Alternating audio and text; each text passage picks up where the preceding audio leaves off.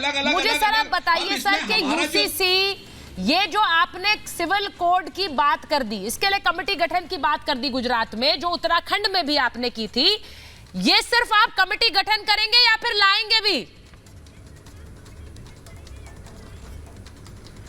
आपको क्या लगता है कि उत्तराखंड सरकार जब एक कमेटी गठित करेगी, उसकी रिपोर्ट आएगी, उसको लाएगी नहीं? ये हमारा वादा है, हमारे एजेंडा में है।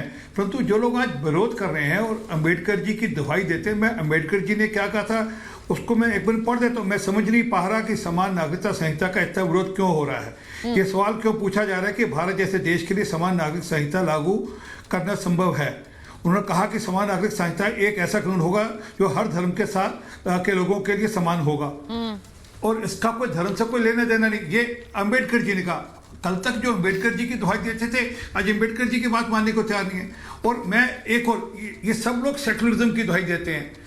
अरे भैया, सेकुलरिज्म के लिए जरूरी है कि यूनिफॉर्म सिविल कोड हो देश के अंदर, सब एक जैसे देखे जाएं। क्या इनको नहीं चाहिए कि इनकी बेटियां, मेरी बेटी हो चाहे किसी और की बेटी हो, सबके साथ एक जैसा व्यवहार हो, सब जो घर में महिलाएं हैं सबके साथ एक जैसा व्यवहार? उस बारे में बात नहीं करेंगे। जितनी बातें ये कह रहे हैं अभी, उस सब पे कानून है, अगर उस कानून का उल्लंघन होता है तो उस पर कार्रवाई होती है। परंतु जब एक व्यक्ति एक महिला को छोड़कर दूसरी महिला से शादी कर लेता है और उस पहली महिला की उस पर रजामंदी नहीं होती, तो उस पर कार्रवाई नहीं हो सकती, क्योंकि उनके लिए स्पेशल प्रोविजन है।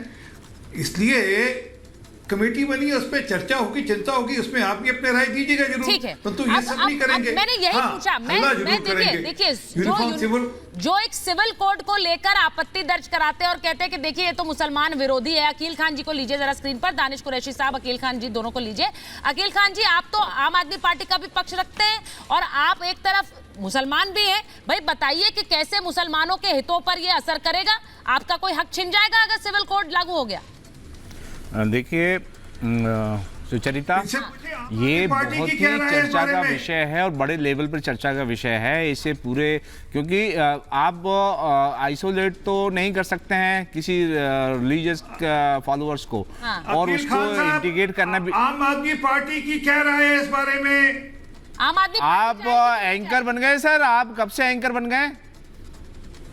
आपने एंकर का कब बस सवाल लिया है? नहीं, एंकर की बात नहीं सर, तो आप इंटरप्ट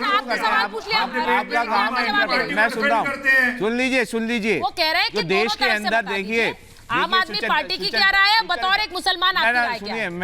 मैं राजनीतिक समीक्षक के बतौर में बता रहा हूँ आपको, हमारे देश के अंदर जो स्थिति है उसमें जो जिस तरह के डिवीजन है, उस डिवीजन को पूरी दुनिया जानती है कि किस तरह से कंबाइन किया इस्लाम ने जो मतलब नीचे गिरे हुए लोग थे उन सबको उन्होंने एक समान भाव से देखा और उनको ऊपर बढ़ाया है। मैं एक कोट करना चाहूंगा कि हमने हमारे तुलसीदास जी बोल के गए हैं, ढोल गंवार शूद्र पशु नारी सकल ताड़ना के अधिकारी। तो ये इस तरह की सोच को किस तरह से आप खत्म करेंगे देश से, सबसे पहले वो जरूरी है।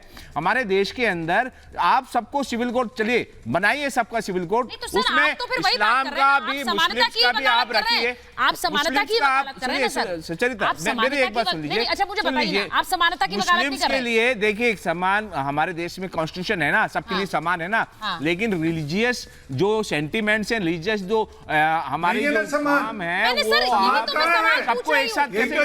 मैं एक चीज में पूछ, सुनिए अकील खान, मेरा सवाल सुन लीजिए सर। आप बैठे हुए हैं, दानिश साहब बैठे हुए हैं, मैंने एक सवाल पूछा कि आपका कौन सा रिलीजियस सेंटिमेंट हर्ट हो जाएगा अगर सिविल कोड आ जाएगा? मैं आपसे सिर्फ पूछ रही हूँ, आप जरा जनता को बताइए। जनता को बताइए। देखिए 4 वाइफ्स के लिए बोल रहे हैं ना, ऑब्जेक्ट कर रहे हैं ना। अच्छा, तो वो आपका सेंटिमेंट हर्ट हो जाएगा कि 4 बीवियां क्यों नहीं? तो आप सेंटिमेंट नहीं है वो एक सिस्टम है, समझे ना, और एक प्रूफ हो चुका है पूरा दुनिया में। इसके ऊपर जो रिसर्च हुई है, इसके ऊपर एक रिसर्च हुई है कि जो हमारे देश 4 बीवी रखने की बात को अभी आप कैसी बात कर रहे हैं? सुन लीजिए, मैं लॉजिकली बात कर रहा हूँ आपको। अच्छा कर दीजिए, कोई लॉजिक नहीं नजर आता। 4 बीवियां रखने का क्या लॉजिक नहीं है? लॉजिक आज की डेट में कौन रख रहा है? Practically it is not possible. आप नहीं रख रहे हैं तो क्यों लागू करना? आप तो चक्कर में पड़े हैं सर। हम इन लोगों को 4 बीवी की सुविधा देने के लिए आप हैं यहाँ। इतने इंटेलिजेंट है, इतने जिम्मेदार हैं कि वो इस बात को समझते हैं। और कई हिंदू में बता दूंगा, हमारे जो है धर्मेंद्र जी ने 2-2 शादियां क्यों की। कई आपको ऐसे मिल जाएंगे जो बड़े बड़े नेता हैं, उन्होंने 2-2 शादी क्यों की। और इवन बीजेपी के नेताओं को मैं गिना दूंगा आपको। कह तो रहा हूं, ये चीज जो है किसी को भी गिनाइए सर, किसी को भी गिनाइए, आपको कंपल्सरी थोड़ी है।